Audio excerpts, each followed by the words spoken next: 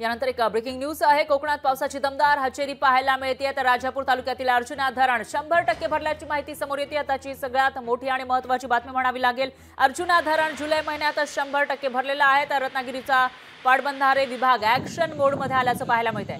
68 धरणं प्रतिबंधात्मक क्षेत्र म्हणून जाहीर करण्यात आली आहेत। या ठिकाणी वर्षा पर्यटनासाठी येणाऱ्या पर्यटकांना मज्जाव करण्यात आला आहे। तर कोकणात सध्या पाऊस वरुण राजा हा जोरदार बरसतोय आणि त्याचा परिणाम म्हणजे राजापूर तालुक्यातील अर्जुना धरण हे 100% भरलेलं आहे आणि त्या पार्श्वभूमीवर प्रशासनाकडून आता खबरदारी घेतली जाते। तर रत्नागिरी जिल्ह्यातील 22 धरणं ओव्हरफ्लो झाली आहेत। त्यामुळे रत्नागिरीचा पाटबंधारे विभाग हा ॲक्शन मोडमध्ये आलाय।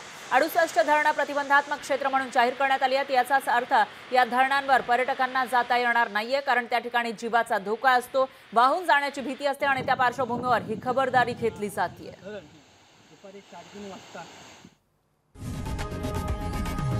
लोकशाही मराठी ऐका, पहा, जागरूक रहा।